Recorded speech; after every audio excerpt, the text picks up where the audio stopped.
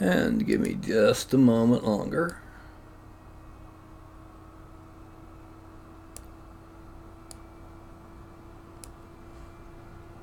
And boom.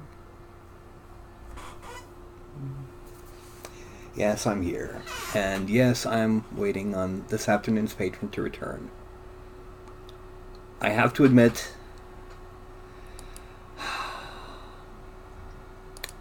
I failed. I tried to go way outside my comfort zone and found something I had a problem with. And that's modifying my female figure to be an attractive human being instead of a scale miniature. So, in case you're watching this later on YouTube, don't forget the whole like, subscribe, bell icon thing, and any cubic photons, awesome for miniatures. And now we're just going to wait for everyone to show up.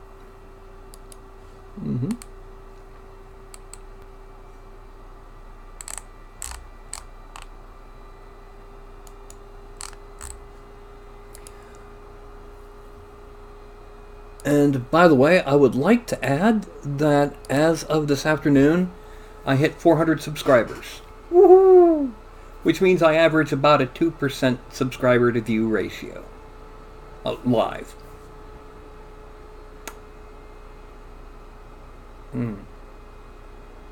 Yep.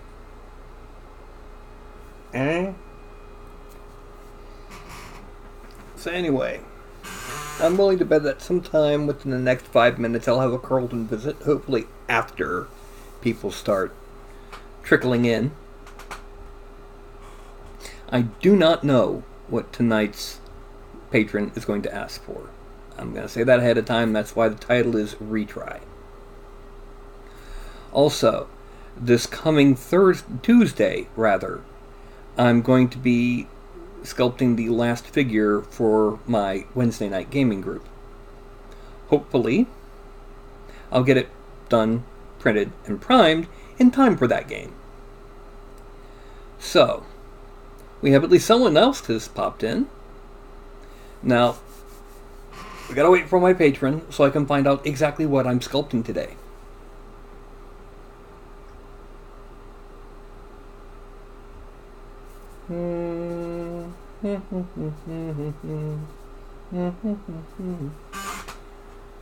Well, meanwhile, I have two figures that I still have to finish painting. I've got Bob and the Dwarven Paladin, or Temple Guard, whatever he was. It was one of the Patreon sculpts. As you can see, he's got a nice detail wash on the armor already. And his face is pretty much all that's done. Excuse me. Oops. Anyway. So. Let's see, what else do I have?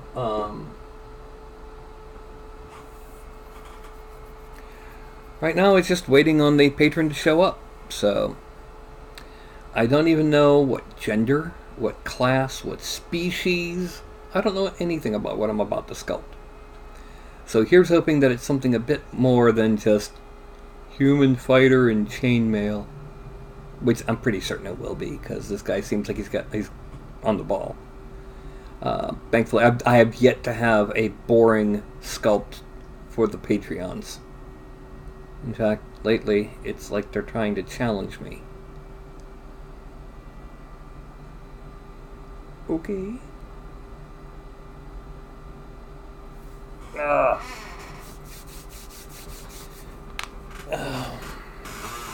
Yes, we got a sweet little kitty here. And the other kitties are staying out of the ring for a few minutes. Hopefully, within the next 5 minutes, he'll show up. Now, further plans include, well, here, let me show you something that I've currently working on. Okay? It's Classic.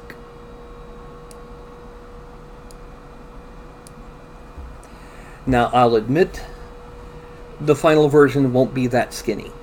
Especially not the tail, or the wing bits, or the fingers, or the wrists, or the other joints. But, yeah. If you can't guess what this is, go back and read your classics. I mean, come on. And no, he's not going to be wearing a waistcoat. And if you don't know what I mean by that, go back and read your classics. Yeah. As for further sculpts, like I said, Thursday I'm doing the last, or Tuesday, I'm doing the last member of my Wednesday night gaming group. I am sorely tempted to make a pair of bumbling ninjas named Ralph and Carlton.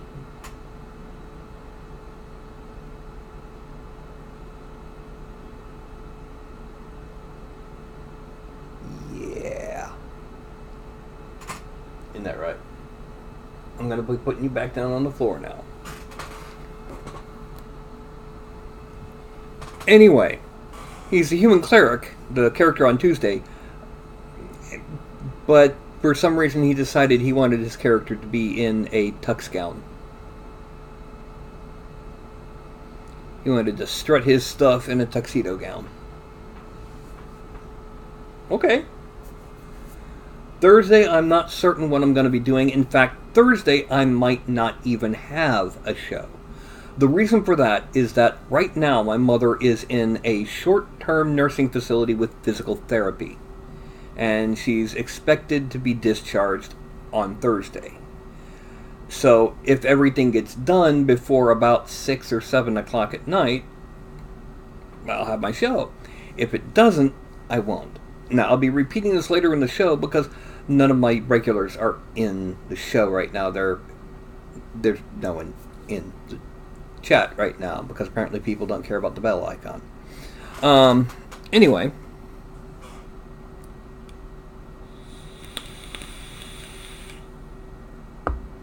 I've already showed you a silhouette of my next critter,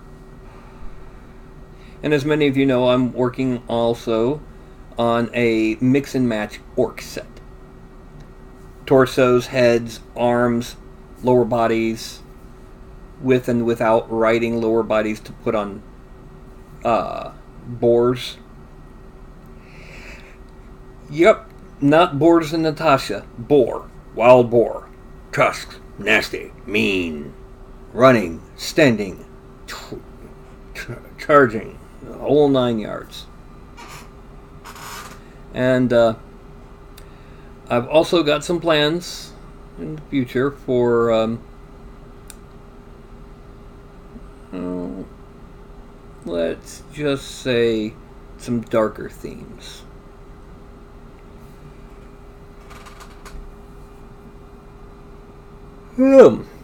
Maybe some more critters. I can think of a couple that don't exist yet in STL form, except, of course, for Miguel Zavella's massive collection. And I tilt this down a bit because yeah. So, there are plans. There are plans within plans. Wheels within wheels. Sorry, had to do it. Now, it is very nearly 8 o'clock, so they should be in here. Let me make sure. Alright, so... excuse me. Don't ask. I just kind of forgot my...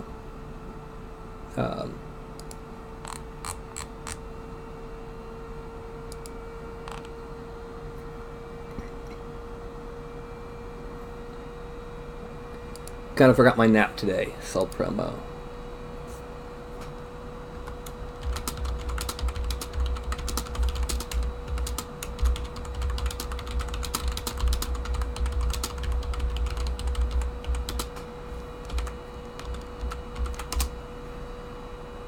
And in here...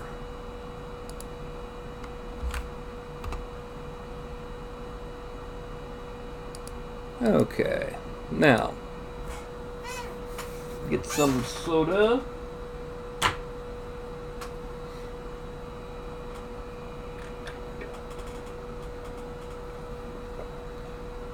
Alright, there's my patron. Do you know what you want me to sculpt tonight?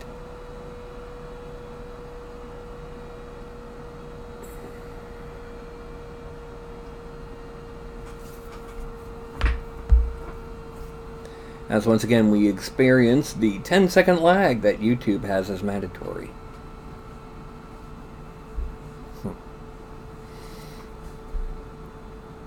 A couple ideas. Okay, that's always good. What are these ideas?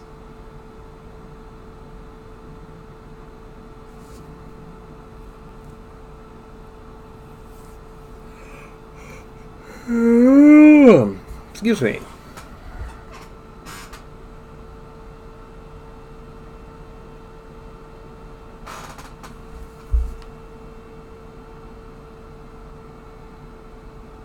Larg. Oh yeah. Pegasi feathers. Forever. For one, I don't have a base horse geometry to start from. And in 2 hours, there's no way I could make one.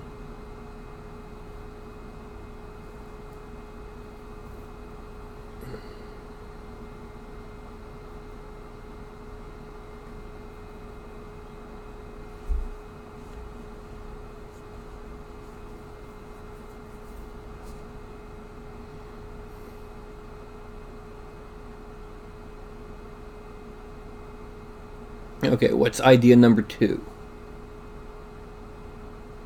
Yeah, from my point of view, the cat's over here. No, that would be a breaking of copyright. Yeah. I can't do that.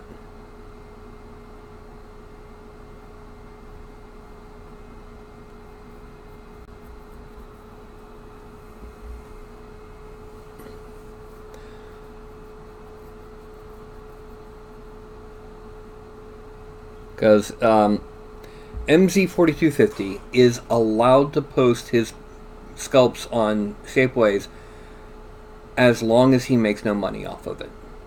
And as long as the copyright is retained. I can't remix his products.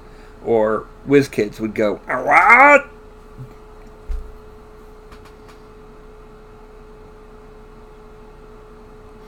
Okay, a custom shield, how big? Because that's doable. And I'd have to know which coat of arms and if there's a picture of it.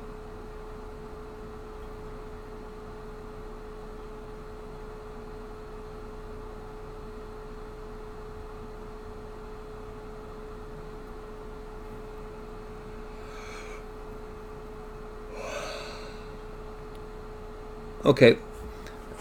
Which coat of arms?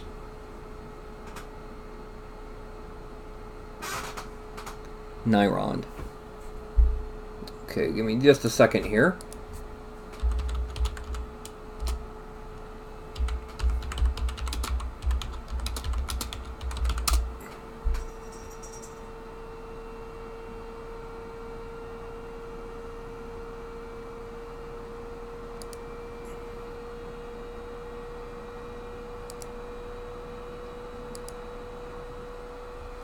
Okay, I'm trying to find the actual one.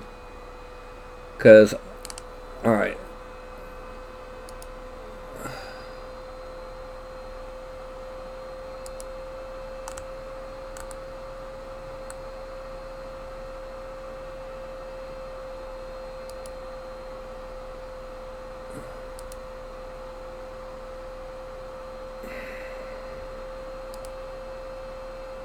Yeah, I'm not finding the actual Nyrond coat of arms. Yeah, I'm Googling the image and I'm getting everything totally different. There's no two that even look alike, and I can't tell which one is the actual Nyrond coat of arms.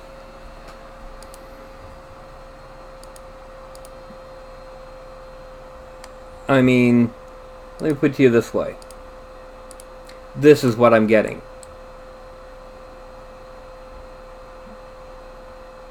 I don't know which one is the Nairon coat of arms.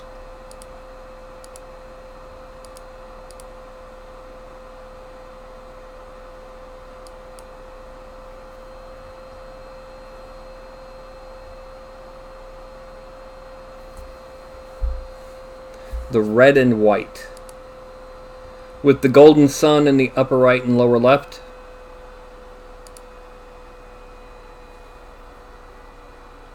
Okay.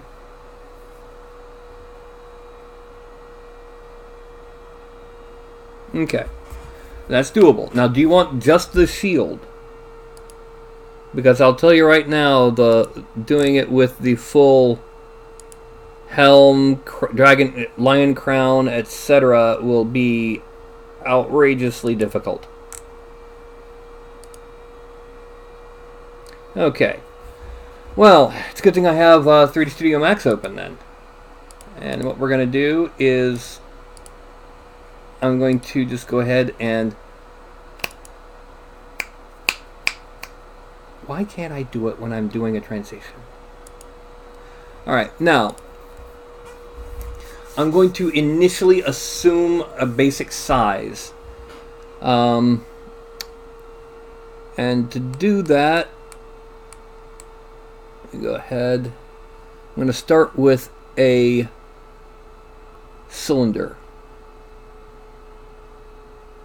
And it's going to be up here.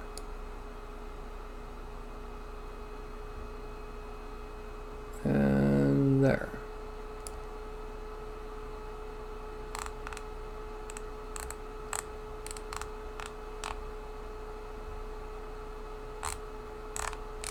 Ah!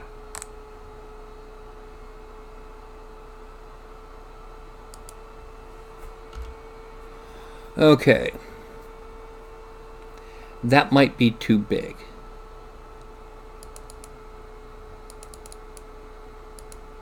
So before I do anything else, no, I didn't want that button. Dagnabbit, cancel. I'm going to import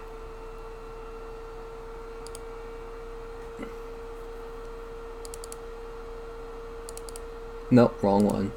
There. The measuring stick just to make sure I'm doing this right, because otherwise this could be very, very big. Yeah, that's a bit too big. First, let me go ahead and put it to X of 0 and Y of 0.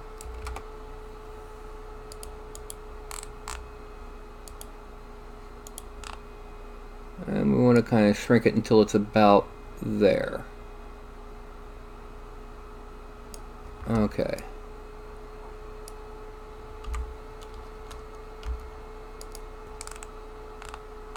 Alright, now we're going to actually move this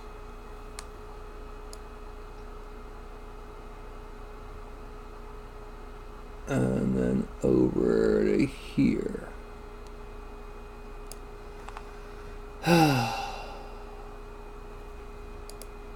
And no, that doesn't work. Yeah. Okay. Let's do it the old-fashioned way. Box.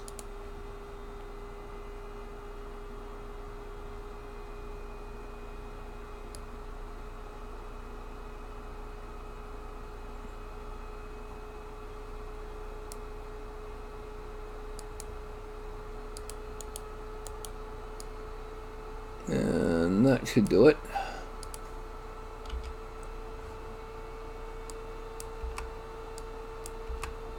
And now, let's delete this. That's just to give a vague thing. Alright, we're going to now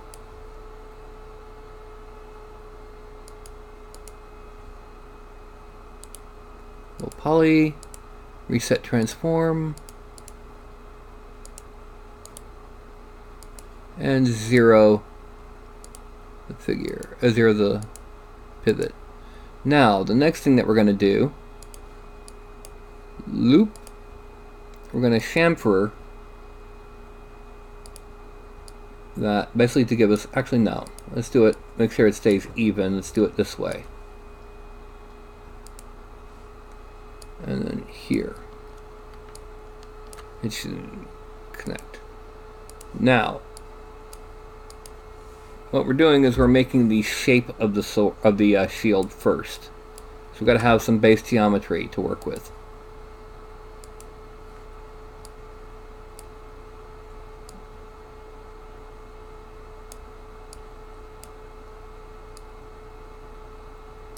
Okay.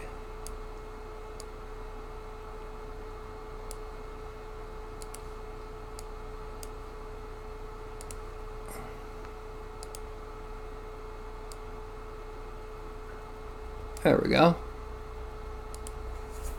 That's the basic shape of a shield, but it's going to be actually kind of convex, but only on top. I'm going to bring this up a bit, and we're going to bend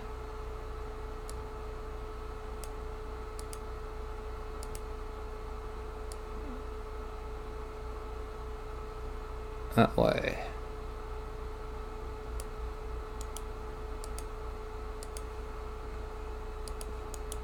And ever so slightly make it a little bit wider.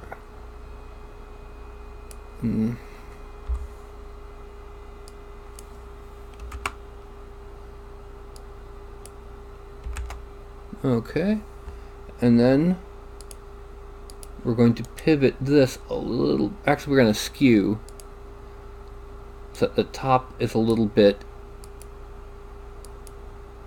yeah.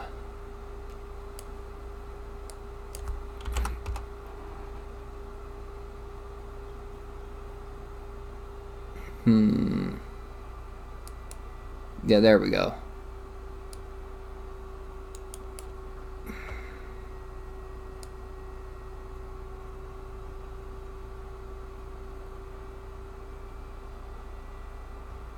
So basically, so the top is a little bit higher.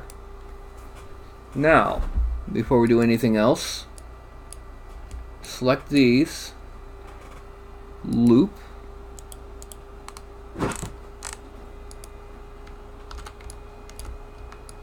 and then chamfer 0.01. Then we go back in here.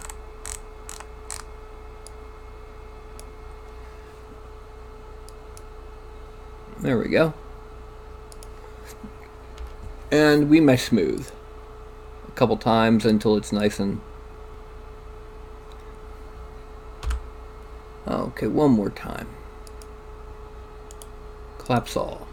That gives us a base geometry to work from in ZBrush. A base shield. And it leaves it flat on the bottom, so that it'd be easier to, like, say, hang up on a wall or do whatever. Or would you prefer this as something that you're going to actually...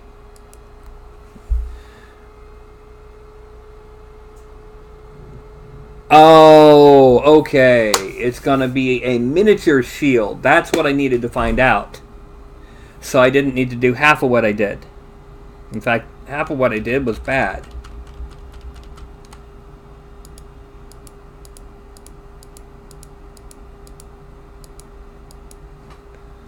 I did not need to do that skew. Okay. Select these. Loop. Select there. Deselect. Get the Carlton out of my lap. And on. And chamfer of 0.01. Then select weld. Then I'm going to select these, shrink it down a little bit so the curve is there, but it's very subtle. Bring it up.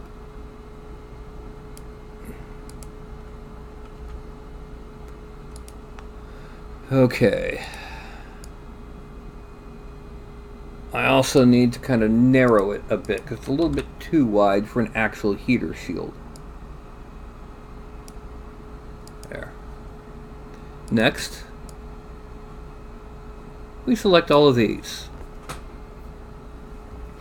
and we extrude by local normal up to about there, and we grow, and we extrude by local normal to a 0.1. Then a little bit more.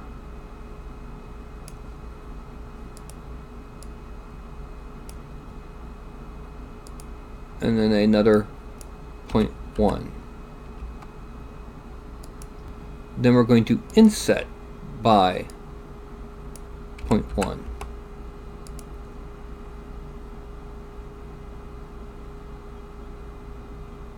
Okay, and now finally,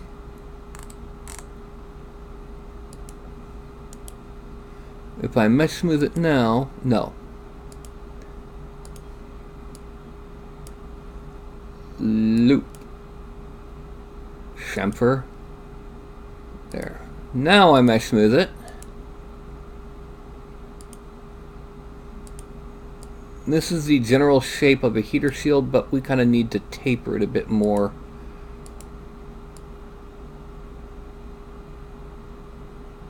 There. Be more shieldy.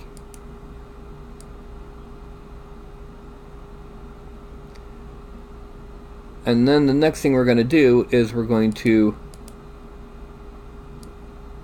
select dead center on the bottom only.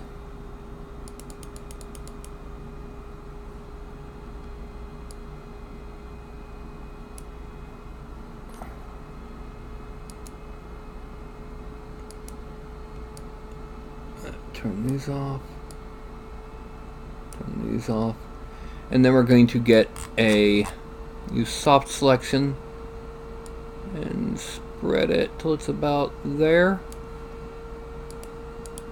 And then we're going to drop it until it's, well, edge distance. We don't want to do the back. Okay. Drop that until it's slightly below the rim so it can be glued onto the arm easier. Now, mesh smooth again. And we're going to go back to top view.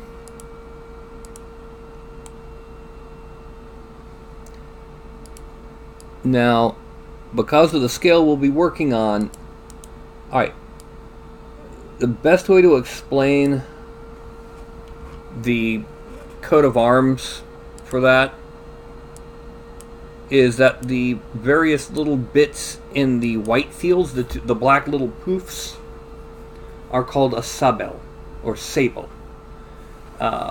It's not a specific number, it's just that it's a repeating pattern of those little poofs. I'm going to import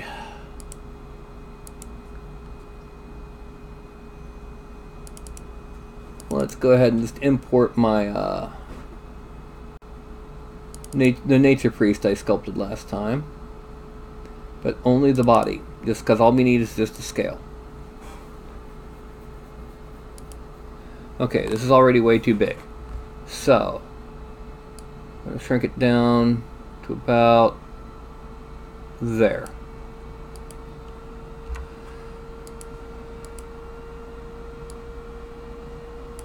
Okay, now, file, export selected. We're going to 3D printing home, meshes, free sculpt minis, Patreon minis, new, Nylon shield, wavefront OBJ, base shield, export. Done. Okay.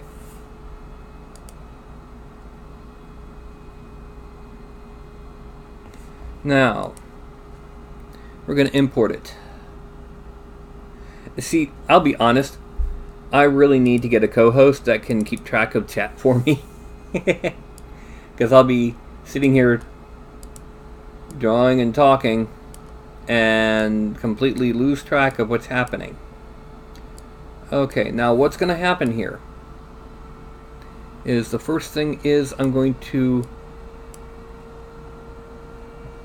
use the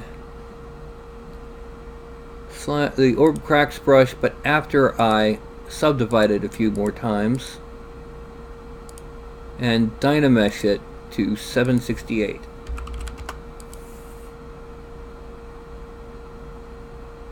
Okay, now where is my tablet? There it is. Whoops. That's what happens when you accidentally push the buttons at random on the tablet. Yeah. Now, stroke over here. And we're going to turn on lazy mouse, or off lazy mouse. Get a little bit bigger. Fuzz butt. Hey. Quit getting into that. Now, stylus, and we're going to hit X for right now. Actually, let's turn lazy mouse on and give it a nice long stroke, a little bit higher intensity. And we're going to try to stay as close into the center as possible, because we will be drawing basically the center line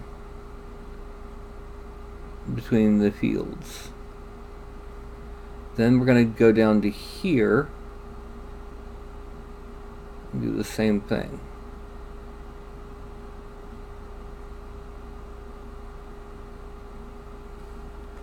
On backface masking, and then I need to turn on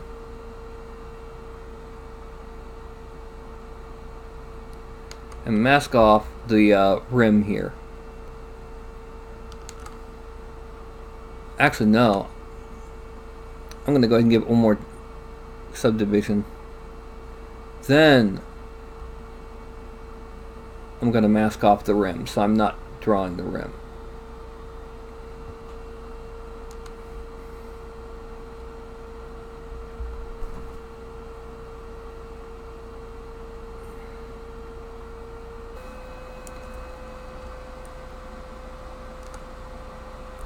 Shrink this down quite a bit. Zoom in.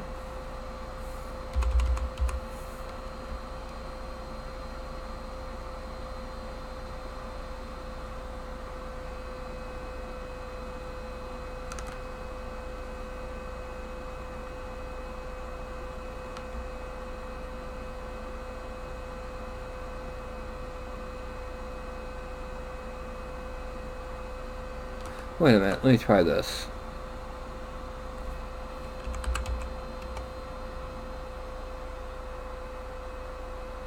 No.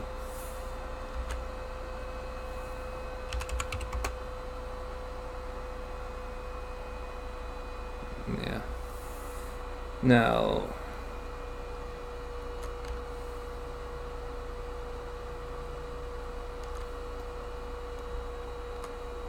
Now we're going to do a lot of pushing of buttons, because I want to be just as exact as possible. So we're going to grow mask. And every few beats, we hit we sharpen mask 3 times.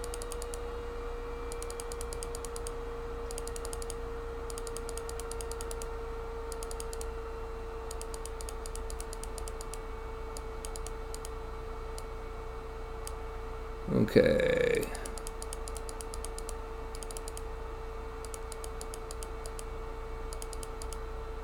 Then, with this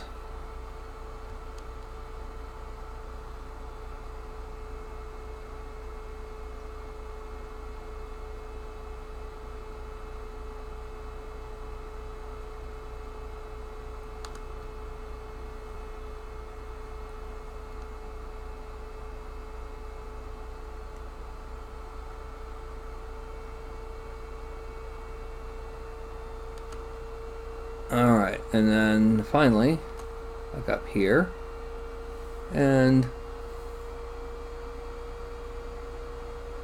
there.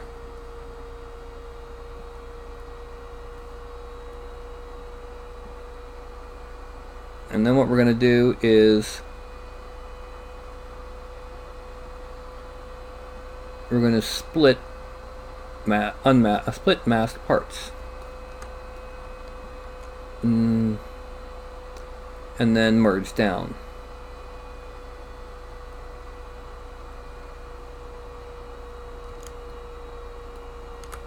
No, it didn't work.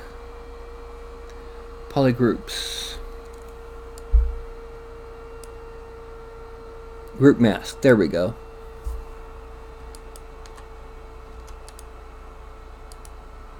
Okay. That's what we needed, because now we can go ahead and divide it into teeny tinies.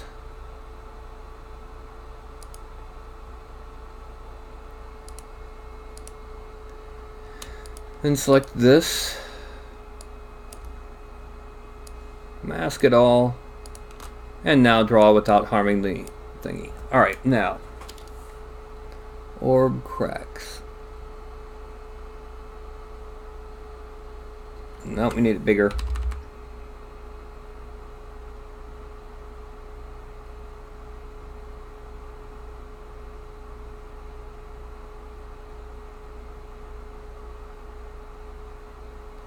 There. And here.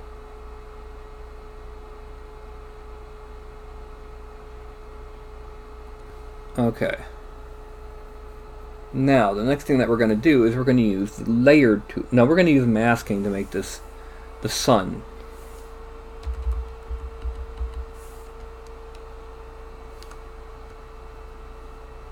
Drag dot. Oh, I gotta hit X. There. And there. Then back to freehand, or back to freehand. Shrink the mouse. And we're going to make 8 wiggle, or 8 lines.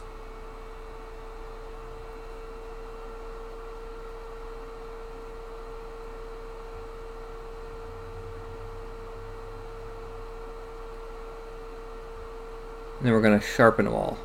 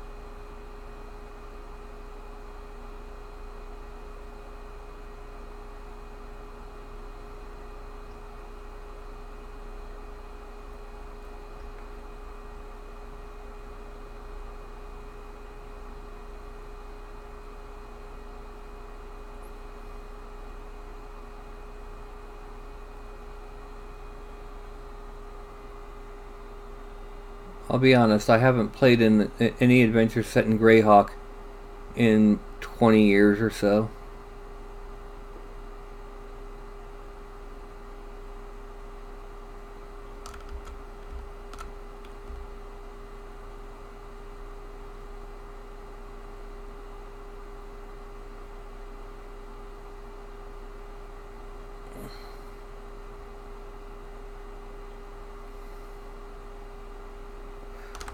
It's either been custom worlds or the realms.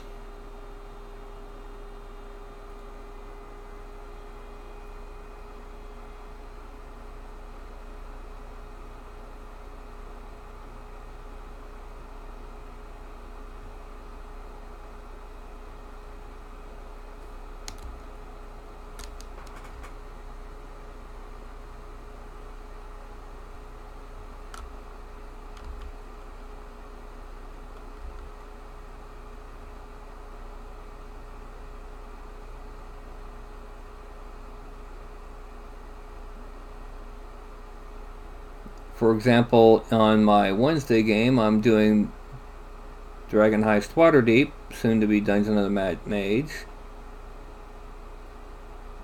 And on my Saturday game, it's a custom world with weirdness abounding.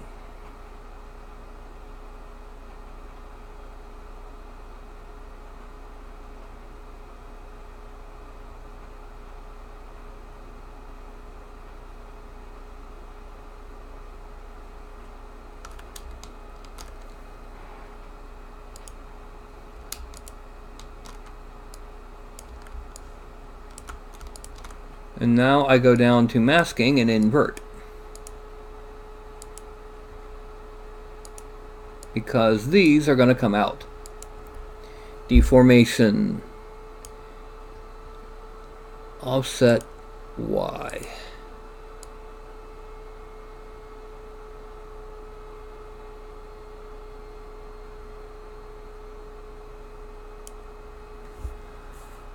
And then masking, give it one bit of blur. Then make the mouse bigger, much bigger, and reduce the intensity quite a bit, just enough to smooth the tops of that. Okay. Now the next thing is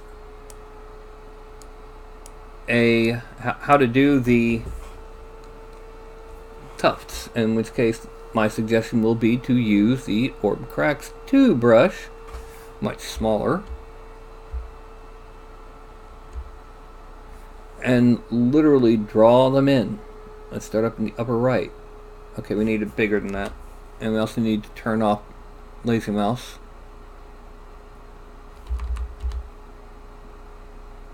And it's just simply going to be a no. Forgot to mask it. Okay. And we're just going to go at 1, 2, 1, 2, 1, 2, 3, and then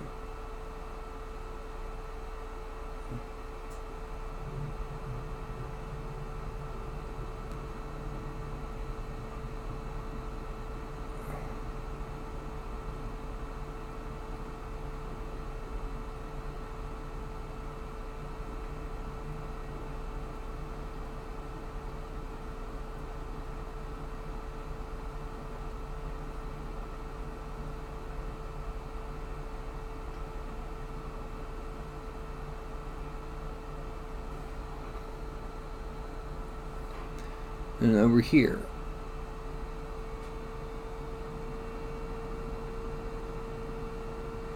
And then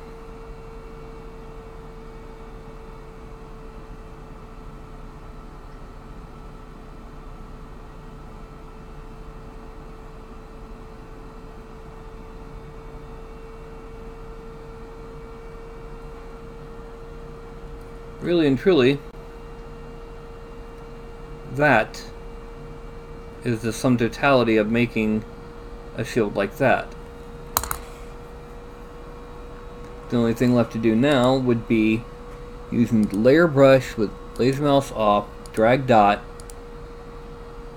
and a little bit bigger and a lot higher. And then we're going to use that and we're going to make rivets around the edge of the shield.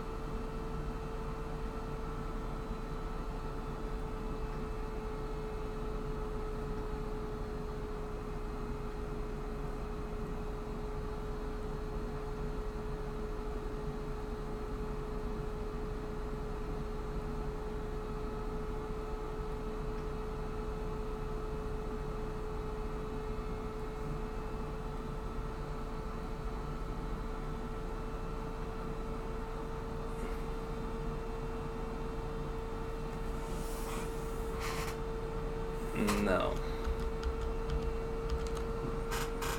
because that one's not the right height. There. Yeah, much better.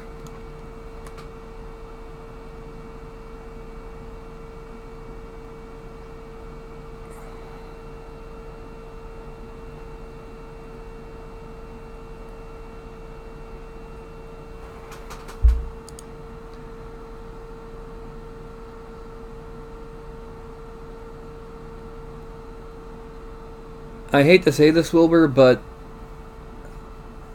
while he invented the genre, he did not perfect it. There's a lot in first edition D&D that makes 0 sense. Like race class level limits. Non-humans can multi-class, but only humans... Or non-humans can dual and triple class, but only humans can change classes. Things like that just kind of don't make sense to me. And I've been playing since 1981, so I know first edition inside and out. But this is what the shield is like right now. One thing we could do is give it another bend. Bend it just ever so slightly.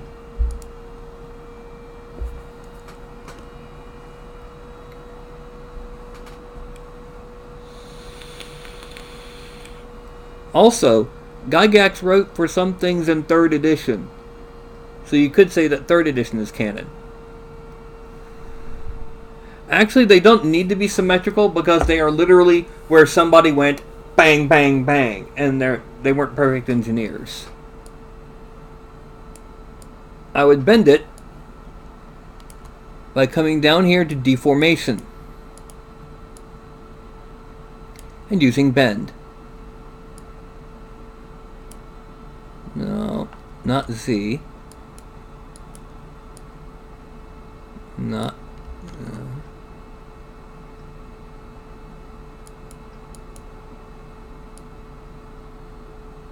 No. Okay. I know how. We'll go to geometry. Where is position 0, 0. And now I'll try it.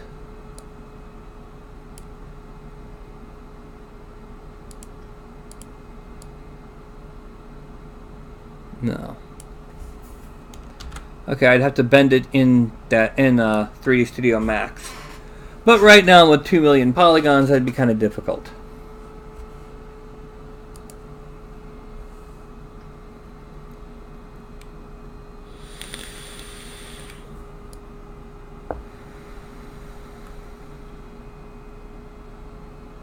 So what I'm going to do now, I'm going to consider this to be pretty much the sculpting is done. We're going to go to Dynamesh again. We're going to Dynamesh it at 768.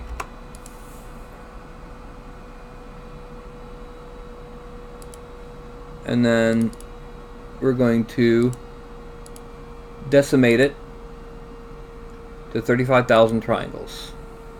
Much better than 2 million.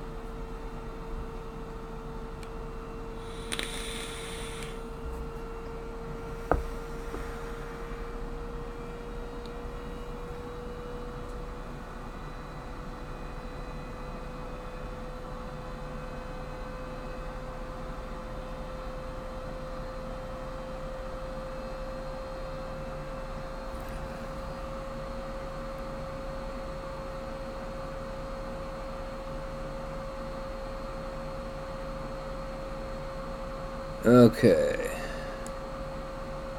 And now we're going to export as second shield so that we retain the geometry from the original version. We're going to import Patreon Minis new Nylon shield, second shield. Import. Now I'm going to mesh smooth it.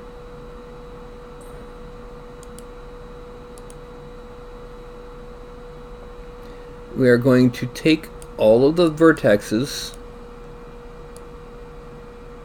And we're going to rotate it slightly.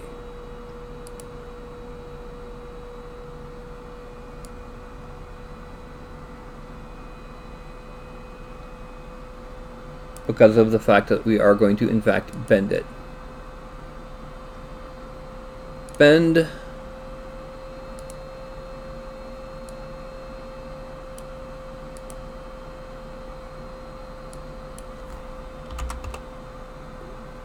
No.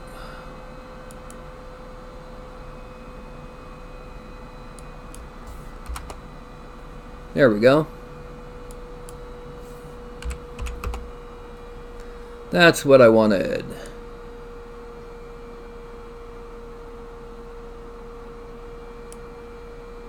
And now, just to look at it, this is how it's ending up.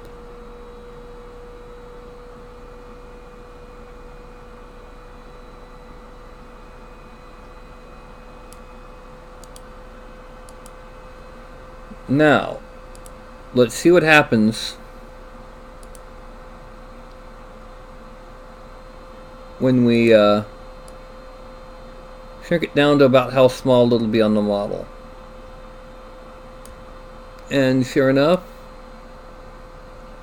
we can make out the details.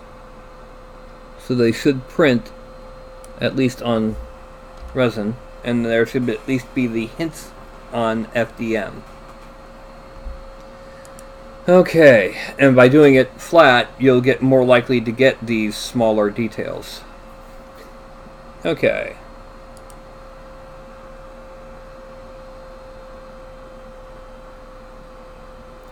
Well, the thing is, you can get this inward bend outside of ZBrush.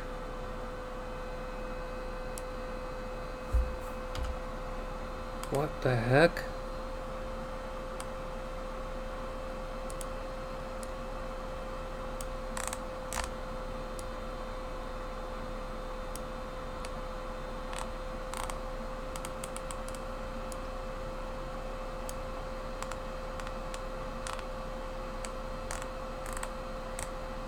There we go.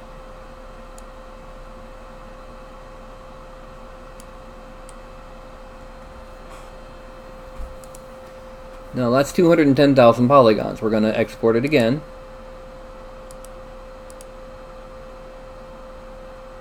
We're going to call it third shield. Just to keep these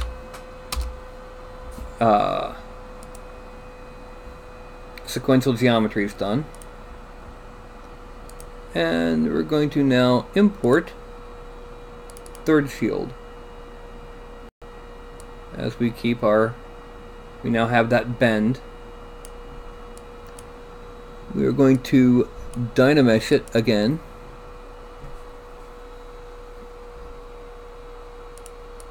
So that we can get a better smoothing on a 35K.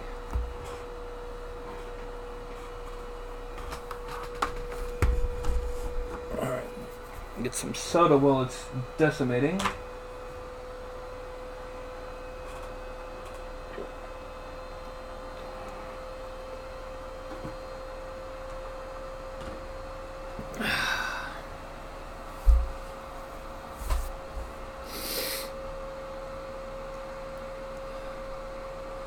And we have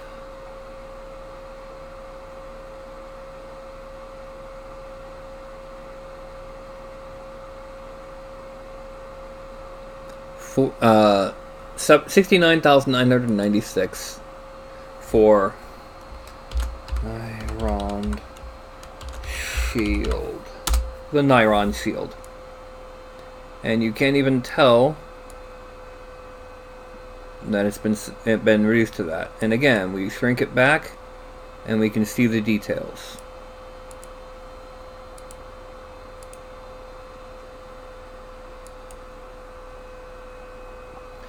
The hollow files are for resin printing.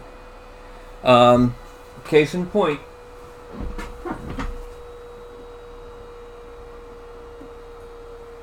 this big guy here.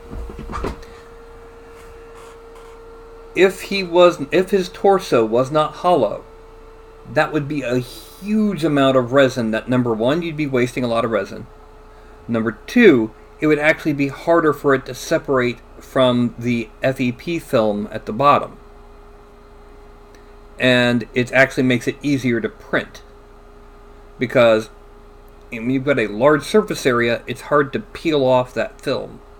And you can often end up with a failed print. By making it hollow, either with preset holes like I put in, or if you allow the other user to put in their own holes, you don't get that vacuum effect, and you use a lot less resin.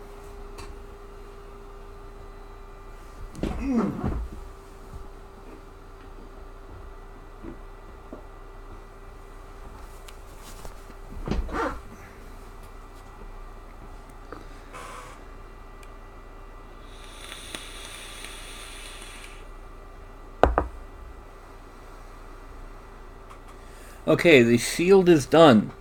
Is there anything else you would like in the hour or so I have left?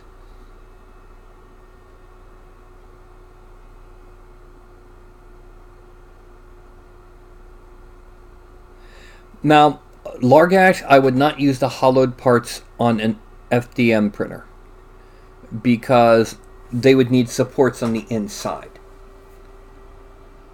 And that's not always a good thing. And it's have a second inner layer that really and truly it would end up using more PLA than just giving it a lighter infill. In fact, that same one, well, I don't have him in PLA, but just as an example, the Storm Giant version of Argus. It was actually better for me to print him in one shot than to print the individual pieces. The only problem I had was, well, the spear had issues.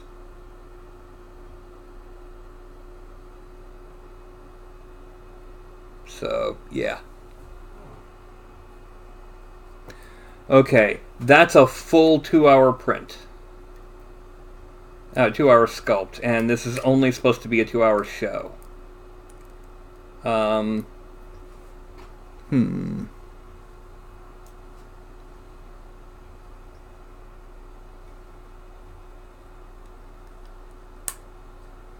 guess what I could do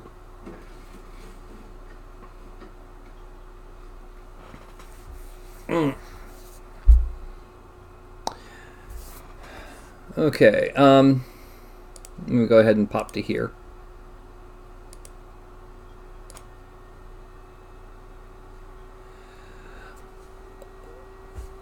Largash, I'm going to type this so you can read it.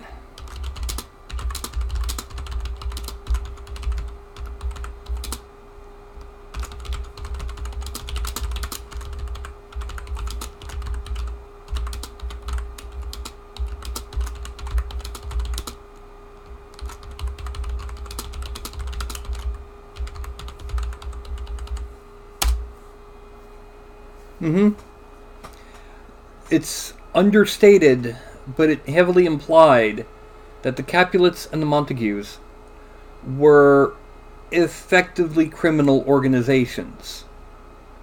The great-great-grandparents of the Mafia.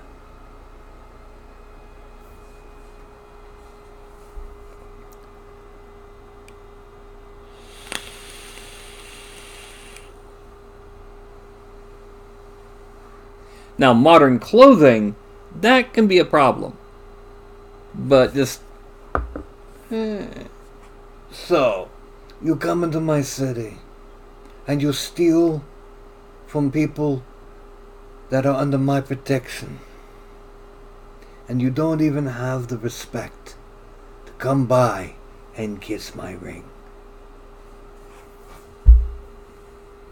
Yeah, it's entirely possible. Leave the dagger. Take the cannoli.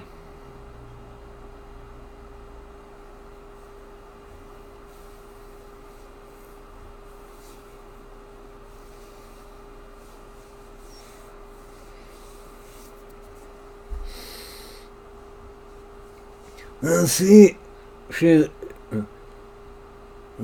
if you're doing it, you can also do the Godfather. And that's what the Godfather says. It's my coat of arms.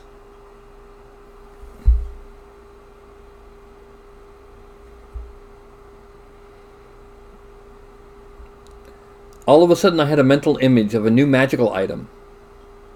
A tennis racket that knocks attacks away. It's a racket of protection. It's a protection racket.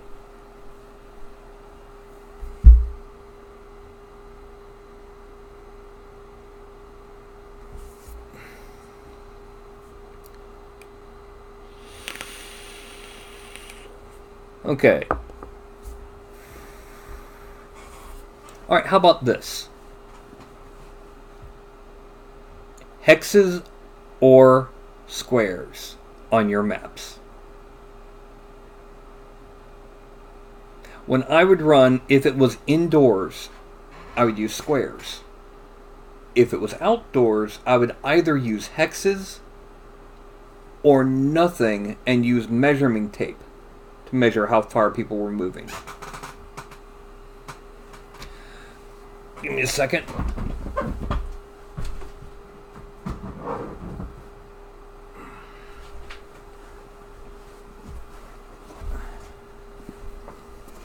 I'd already put it in here.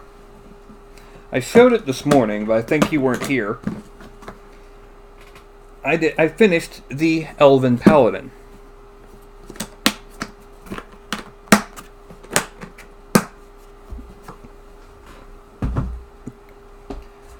Now let me zoom in. I do not like autofocus.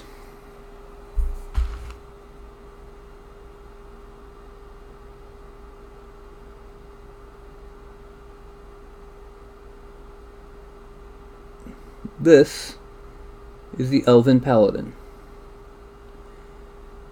Please forgive the potato camera.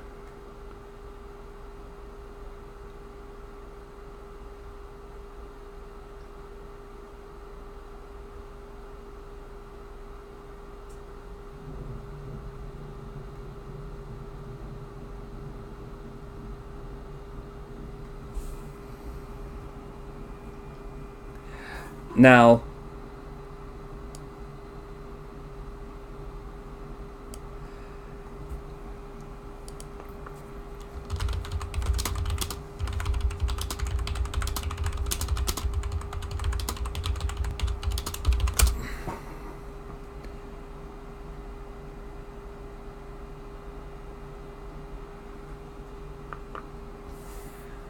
what this was actually was a test of my own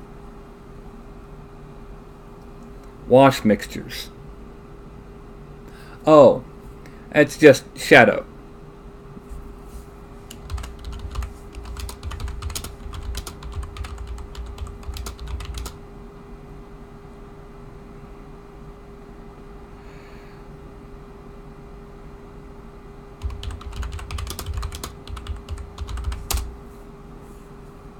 Yeah. What this is, many of you are very familiar with Nuln Oil. Nuln Oil, as you can see, is Citadel. Yeah. And it can be expensive.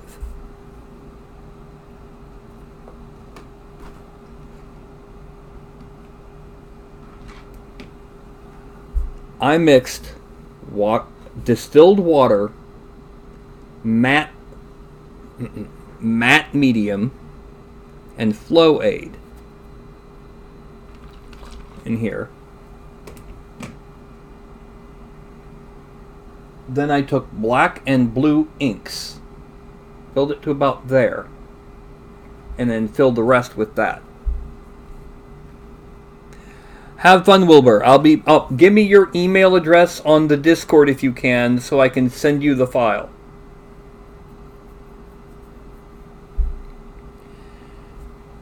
And it's simply paint the silver, brush that on moderately, let it dry completely, and dry brush with the silver again, and then at the absolute peak, in the highest points, pure metal medium. It's metallic white. It's the highest shine you can get.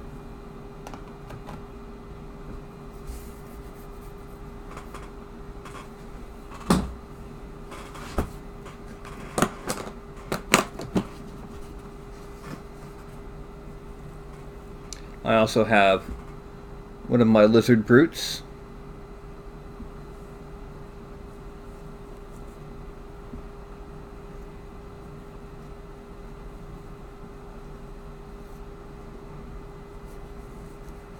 And an orc test.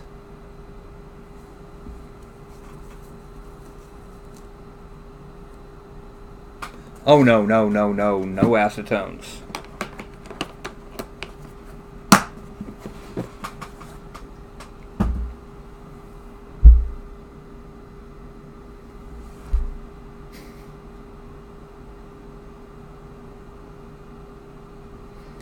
Because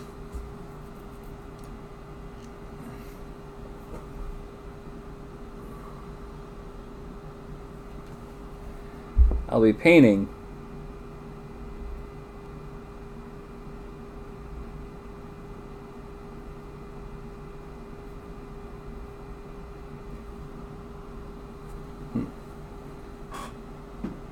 oh.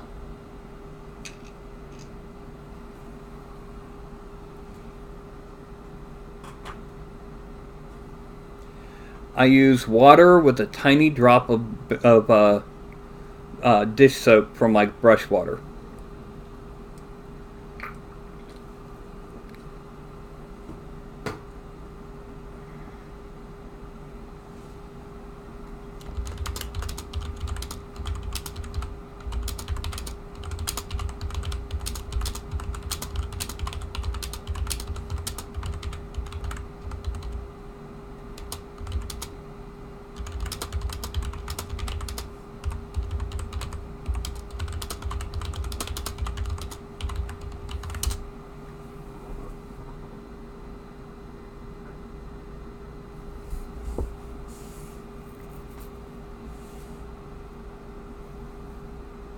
Mm-hmm.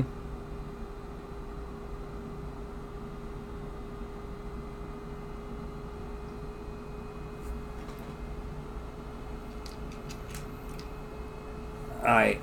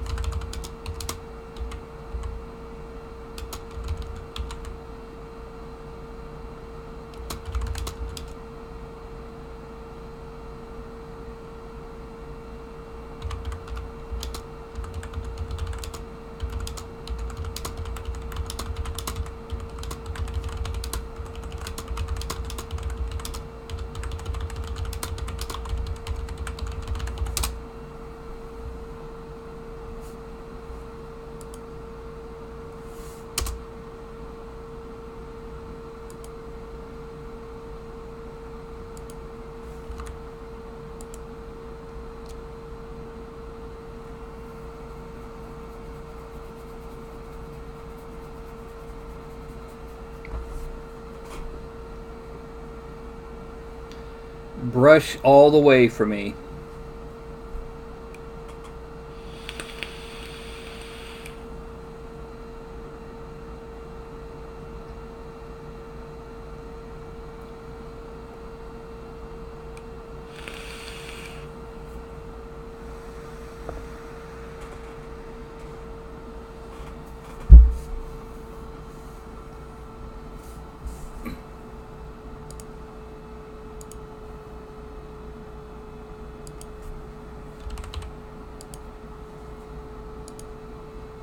Okay, any other questions?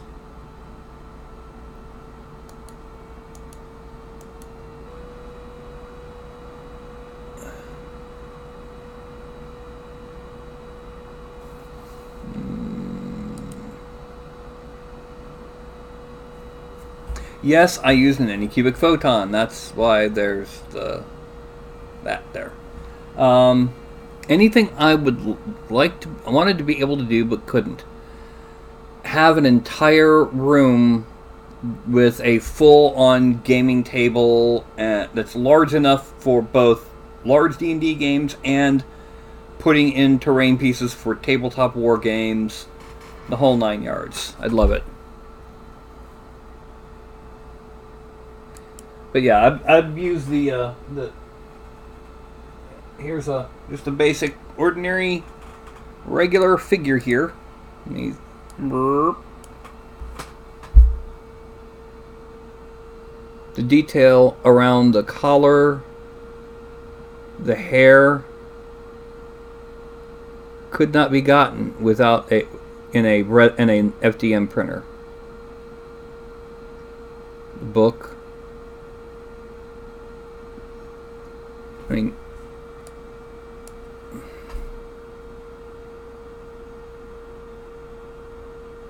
can even see pages in the book.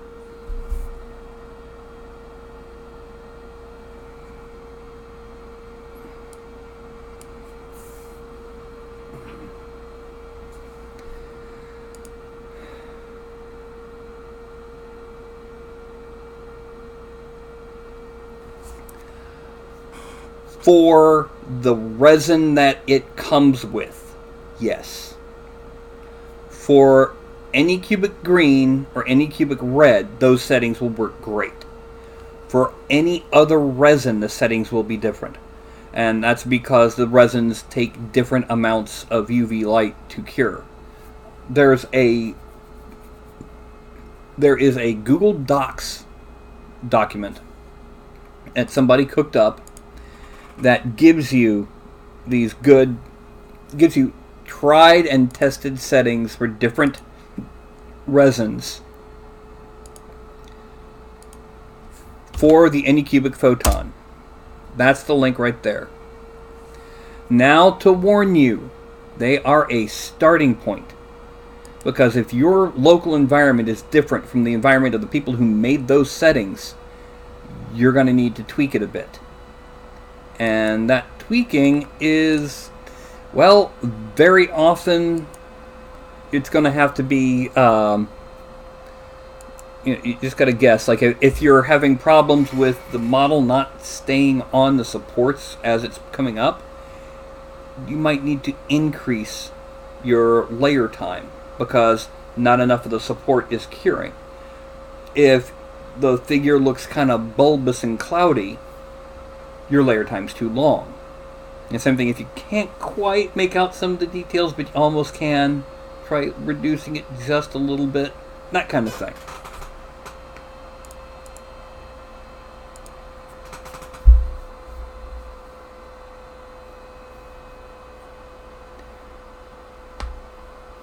I would also suggest, there's a personal opinion here.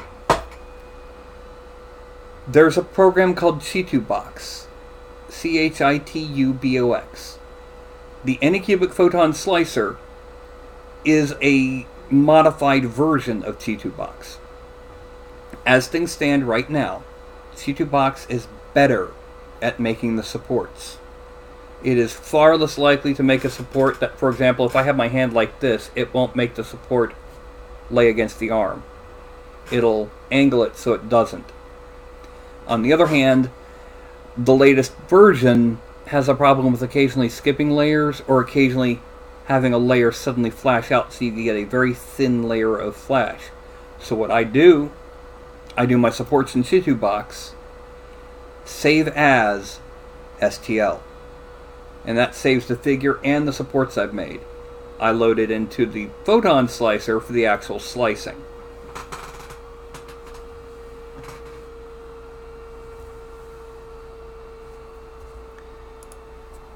I disagree. It has less smell than most other brands.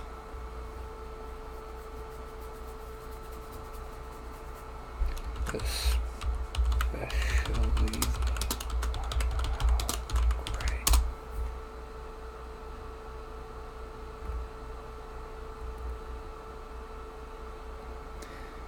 All 3D printing is layer by layer. I assume you mean FDM?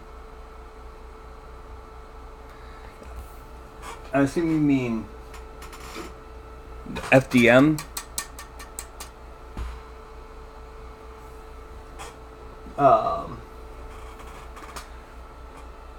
For my CR10, I use Craftware. The reason for this, it's a free slicer that has manual support placement. And that in and of itself makes it worth it.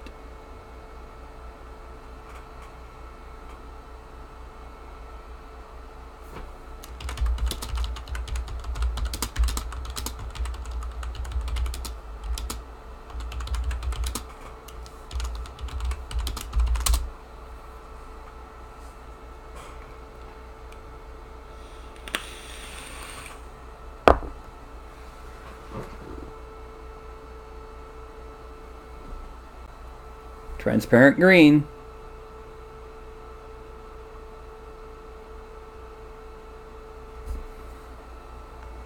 I also had for a while, I was using transparent red.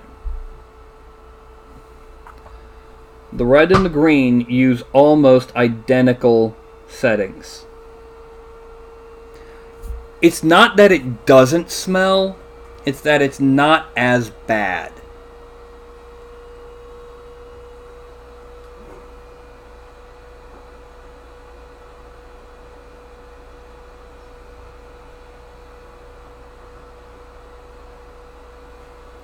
The Wanhao Gray, oh God.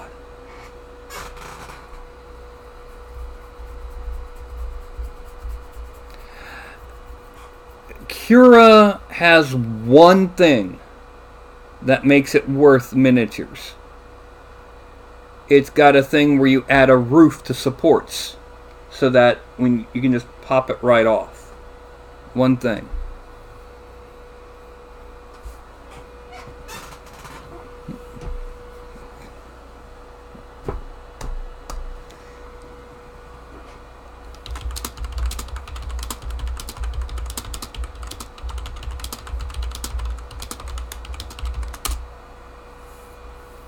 Wait 1 second.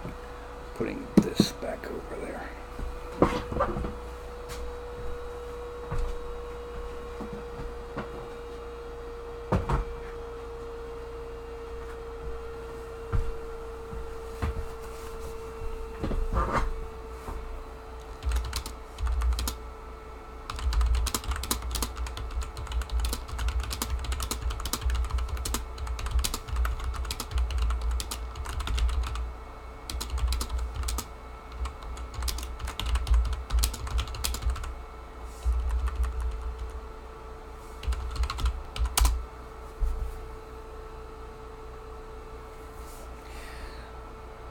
I've not heard of ones that deliberately... No, I take that back, I have. There's no bonus to it, no reason for it. PLA as it is smells to me like waffles.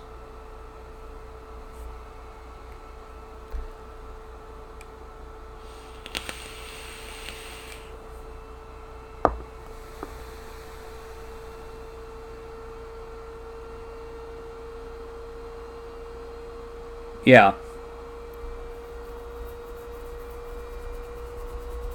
Adding scents to PLA and ABS is a bad idea.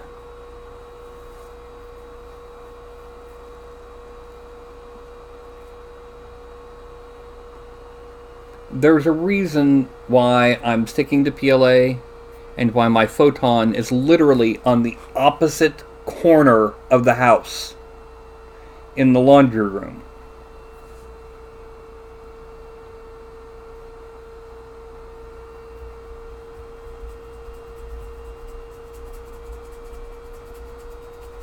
By the way, have any of you seen these?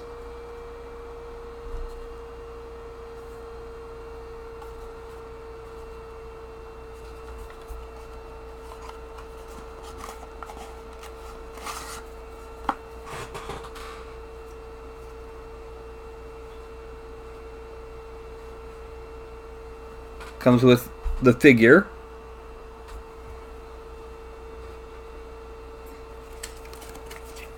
A little card.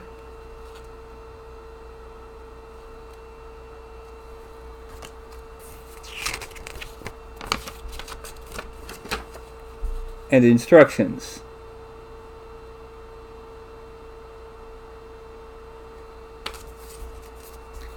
Also comes with two heads.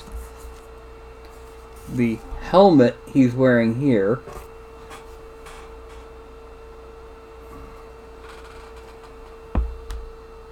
And an unhelmeted head.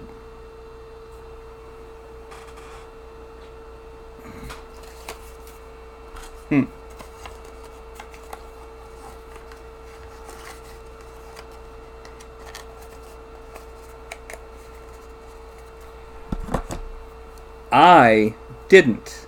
Somebody gave it to me.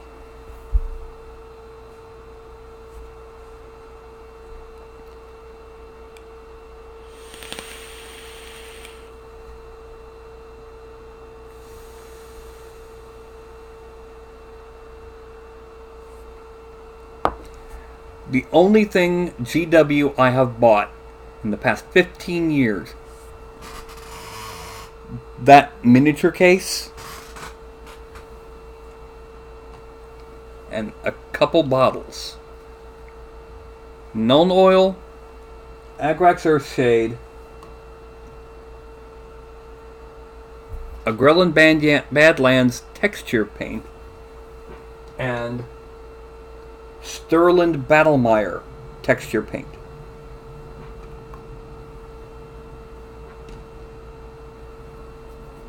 Oh. And Nailac Oxide technical paint. Which sucks. This sucks.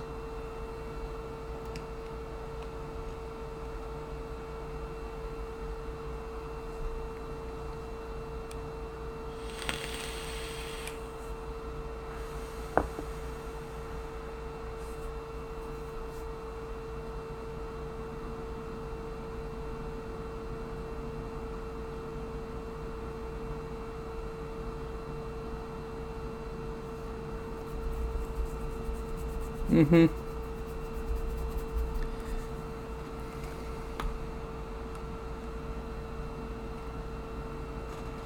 All right.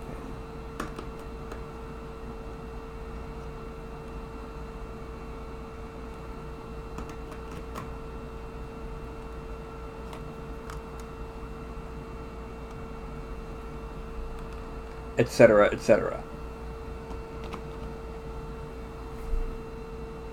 Right now, no. Right now, the printer's taking a brief rest.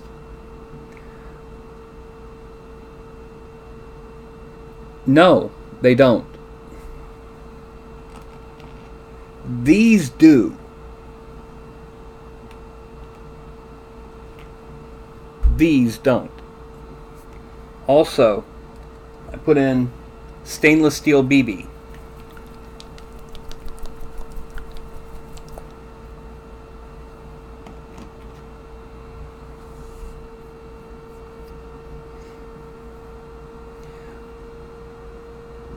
Whose paint was it?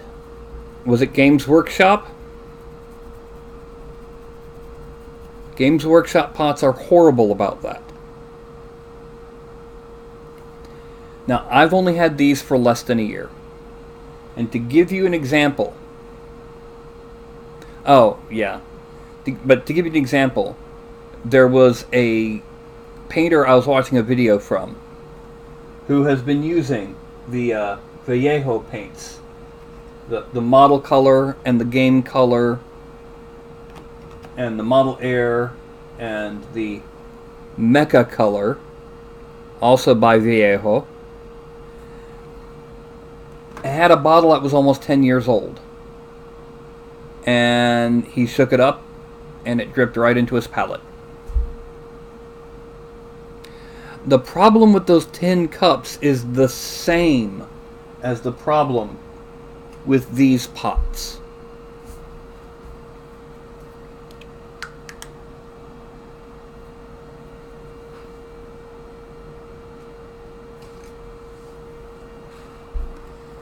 paint builds up back here. So when you close it, it doesn't close all the way.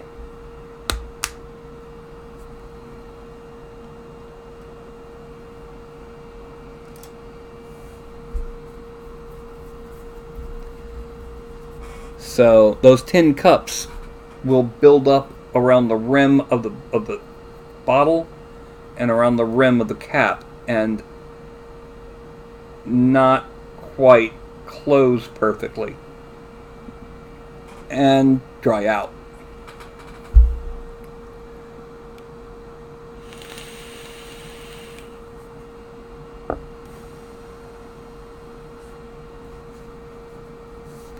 Now, craft paint has 3 uses. Craft paint, meaning this stuff. 3 uses.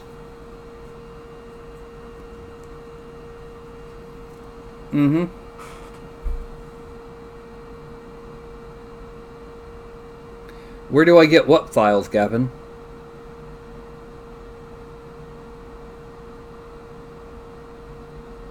The files that I print?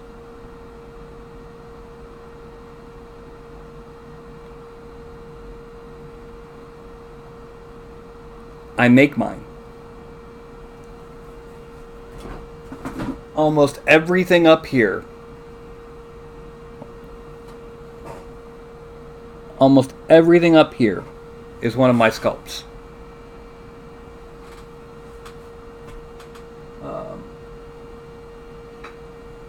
Random Critter. My Lindworm from Thingiverse. No. Fusion 360 is horrible for figures and organics. It's great for mechanical things. It's horrible for critters. I use 3D Studio Max, ZBrush, and I use 3D Studio Max to make my basic shapes. I rig them in DAZ Studio and sculpt the detail in ZBrush. Fusion 360 is an engineering program. It's a precision CAD program. No, it's horrible at organics. By the same token, ZBrush, I haven't tried ZModeler, but other than ZModeler, it's horrible for hard surface. So, there's a trade-off.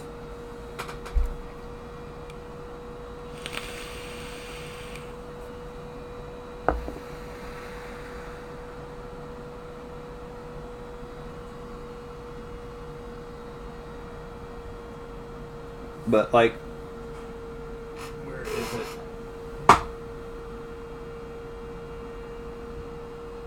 There it is.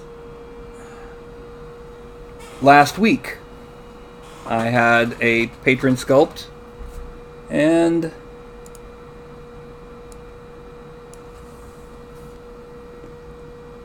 this was the end result.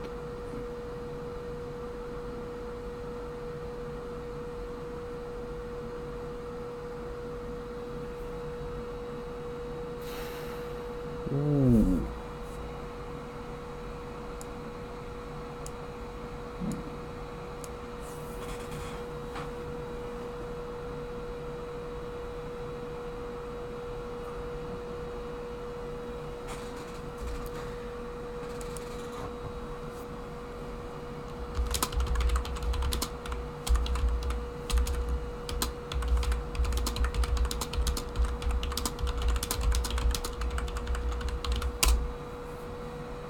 Yeah, and 8, not 20.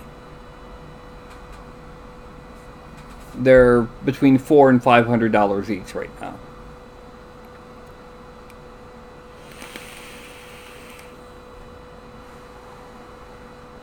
And then money for resin.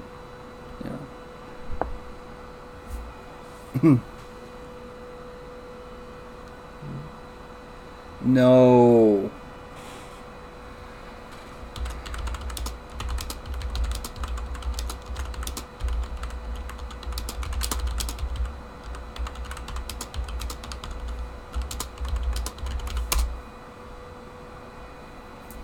money. Because any unused powder is useless. Because it's been heated up enough to start to clump. And if you try to use it again, you'll have a print that looks fuzzy. It's not worth it for... Nah. Huh. Where money isn't an issue, steel-sintered printing.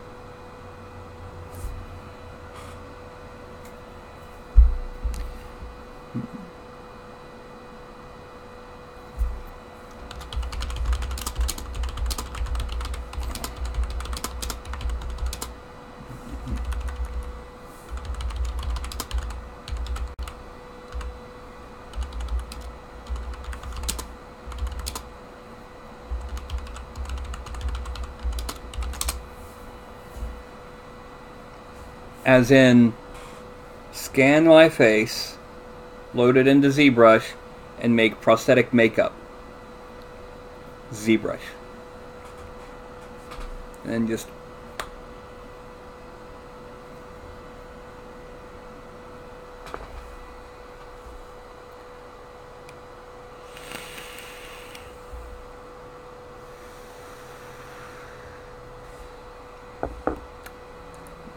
My problem with a CNC milling machine for me is I don't have the space.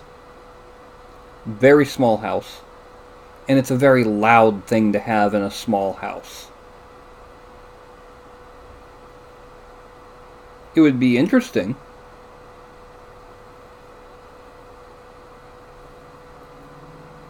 If money was no object, I'd build a forge out there and teach myself how to make swords.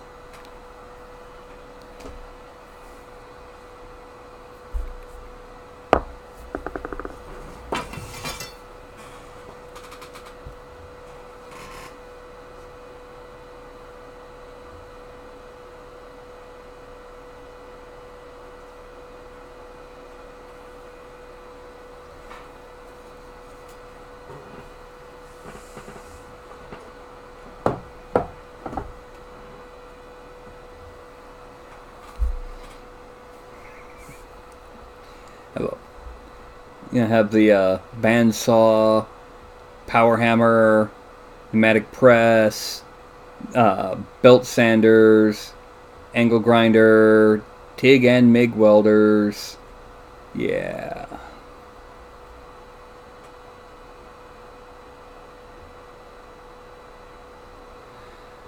I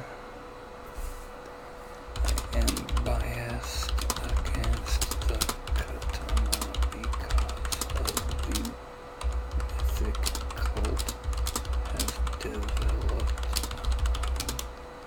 katana. There was a show that used to be hosted by Arlie Ermy, the guy who played the drill instructor in Full Metal Jacket. And they did an episode about the katana. Or as he called it, the katana. And they compared a katana against a $5,000 hand-forged katana against a $65 European longsword.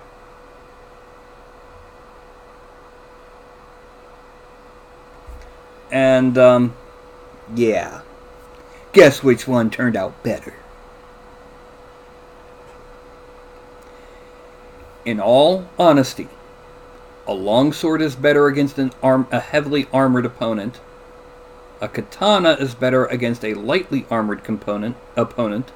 And a rapier is best against an unarmored opponent. There's no situation where they will ever be against the same kind of foe.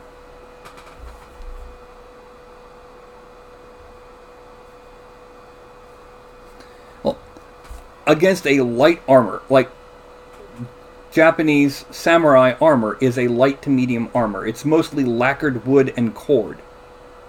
Whereas, a longsword will get tangled up. It'll get caught up. The katana will slice through. The rapier won't pierce deep enough through the lacquered wood. Against an unarmored target, the katana will bite deep, the longsword will bite deep, but the rapier will go right through, piercing several organs in the way. And against heavy plate armor, the rapier will bing, bing. The katana will hit and leave a little groove. The longsword will dent, or if you're doing full thrust, can even puncture the steel. So it depends on what armor your opponent's wearing, unlike most role-playing games claims.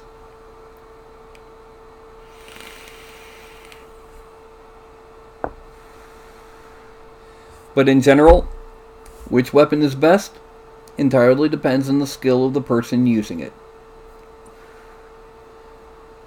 A skilled man with a Roman gladius will outdo someone who doesn't know what he's doing with a greatsword.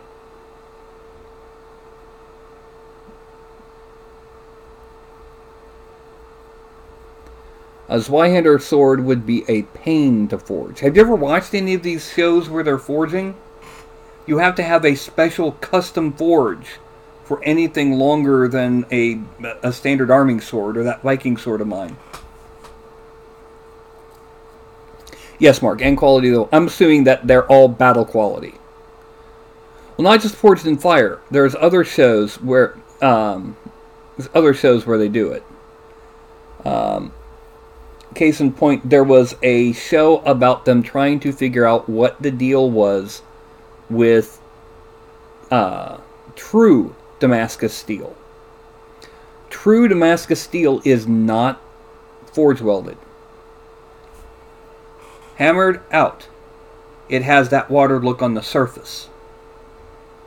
The reason being, they finally figured out there's a tiny bit of cobalt in the iron ore from the regions that were producing Damascus steel. Not Damascus. Damascus was where it was marketed and where it was sold to the West.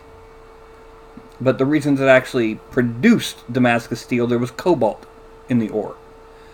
They did an experiment where they mixed the same proportions of cobalt into a standard iron bloom, which that's the easiest form of bloomery iron is what they would use before Bessemer converters. And when they forged it out and they let it and they quenched, then heat cycled it, they had a watered look.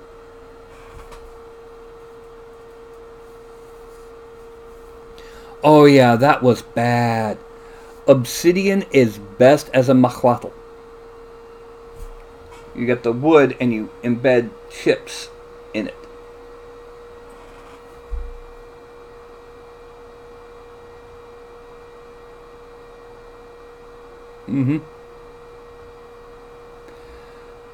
Here's one for you. Yeah. Bronze.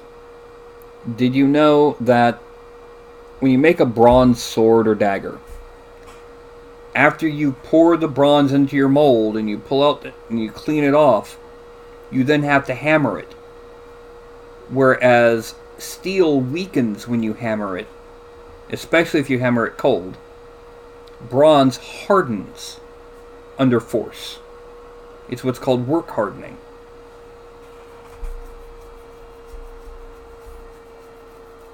And a work-hardened bronze short sword is almost as hard, though nowhere near as flexible, as an iron sword or a low-quality steel sword.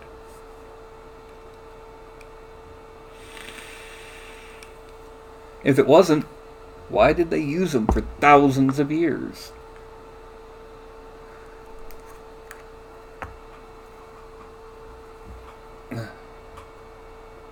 Okay, here's a question. Have any of y'all ever used miniatures for any role-playing game besides D&D or other fantasy games? For example, have you ever used miniatures for a superhero game like Champions or Marvel? Have any of y'all ever used them for Star Frontiers or Gamma World or Shadowrun or Cyberpunk? Obviously, 40K, Inquisitor, and Battletech don't count because they're built around the miniatures.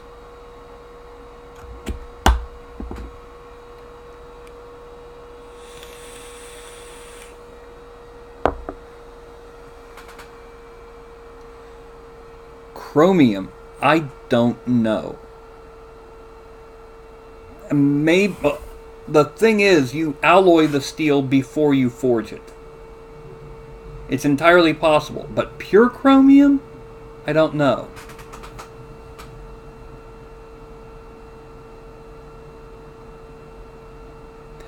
Chromium steel is not the strongest alloy, not by a long shot.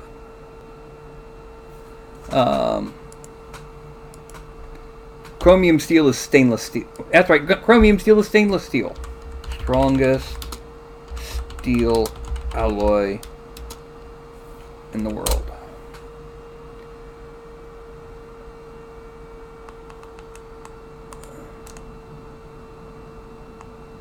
It's a magnesium steel.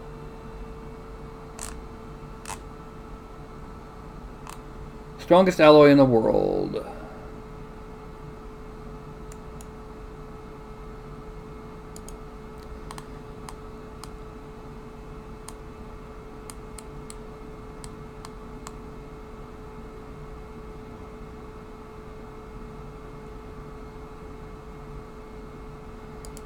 Yeah.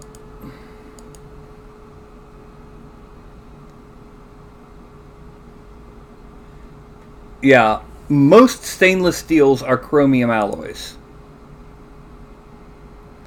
Right now, there's a magnesium lithium alloy that is the strongest and lightest alloy pound for pound.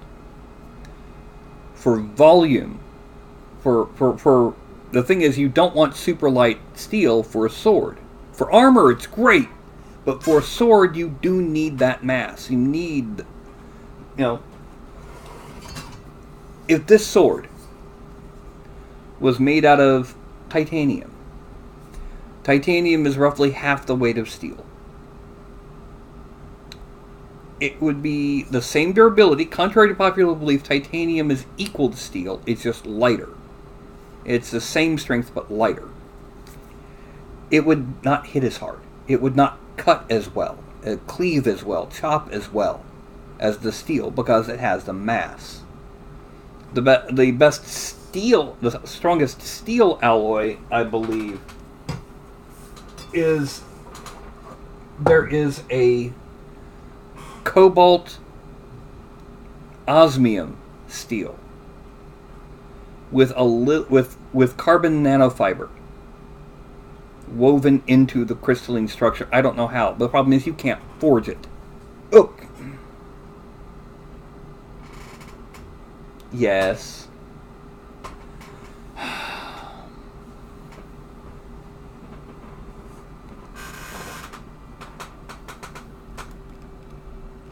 Yeah, the one with the carbon nanotubes, once it's in the steel, once it's all set up, you can't forge it again. Because that would destroy the molecular bonds of the carbon nanotubes. It's the strongest natural material, but there are man-made materials that are stronger. The problem is it's too light to be used for a weapon. Great for armor, horrible for weapons. Ideally, you want your weapon... Steel is pretty much the ideal mass per volume for a weapon.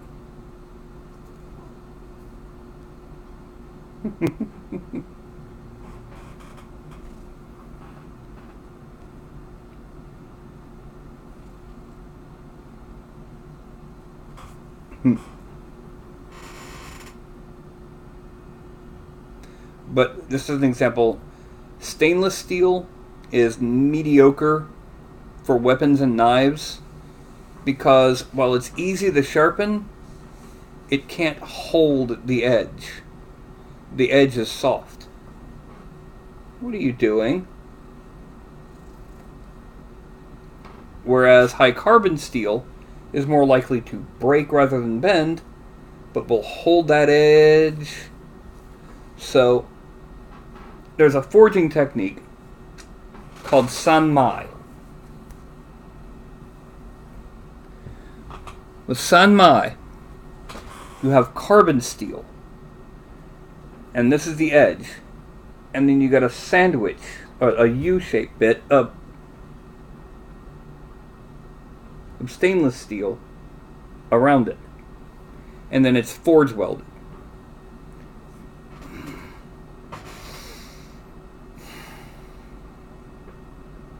Do you mind? Do you mind?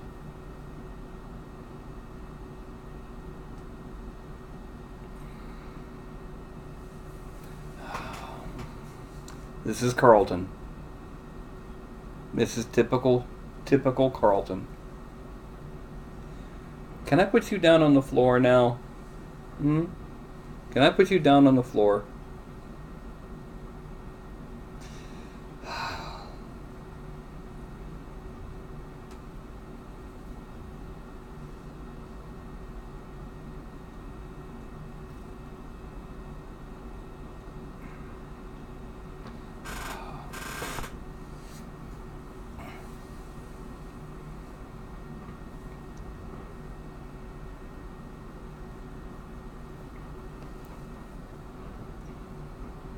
How many cats let you do this?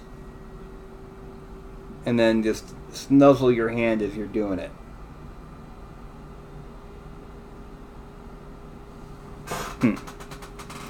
Down you go.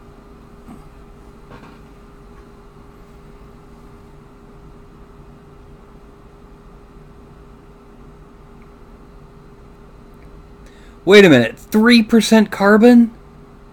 Holy crap, that's high carbon. 1.9% is bordering on too much for most knife making materials.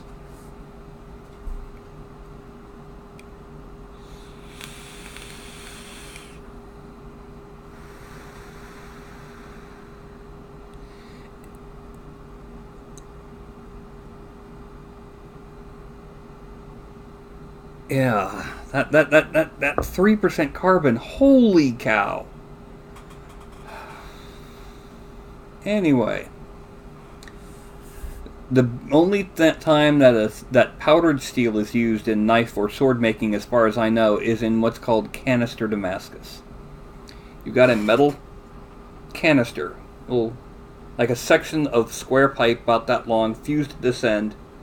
You pour in screws, chunks of bicycle chain, sections of metallic guitar strings, whatever. And then you pour in the powder, tap it so it settles, pour in the powder, tap it till it settles, keep going until no more powder will go in no matter how hard you tap it. Then you weld on a top, and you heat and draw it out and compress and draw it out and compress and draw it. Then you peel off the canister, and you've got a bar of Damascus made from this powdered steel and the bits and pieces of whatever. But other than that, I don't know of a powdered steel that's used for knife and sword making.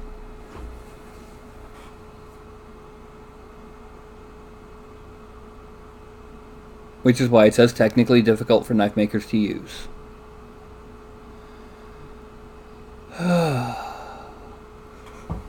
Excuse me. More soda needed.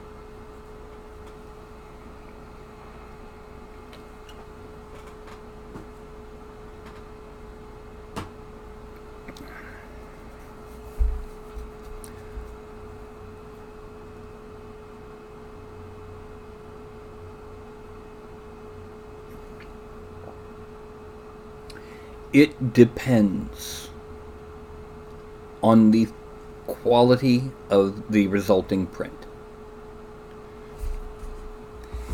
If the resulting print had the same print quality as these, yes.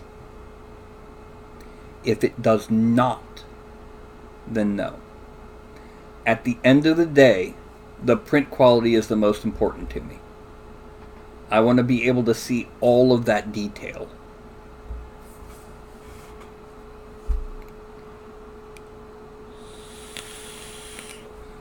You see, I'm working on writing a 6mm epic scale war game. Well, 6 or 10, I haven't decided. And I would rather see all the little, tiny little detailed figures than a blob of metal. If I can't get it to look right, why bother?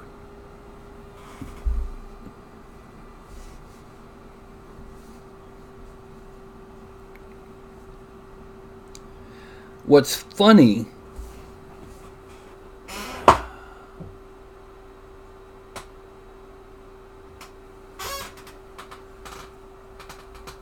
these two figures are of roughly equal overall volume. The resin one is a lot heavier than the plastic one. These resin figures actually have a decent heft compared to the plastic.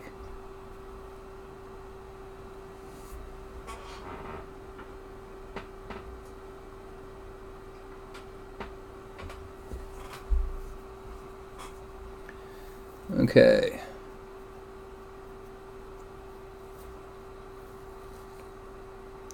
Well, it looks like you're the only one still watching, Largash. So, I'm gonna go good night.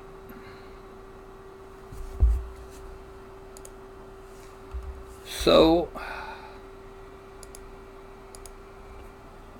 I'm gonna hold up my hand and do my usual 5, 4, 3, 2, 1, and wiggle of the finger and go good night. So,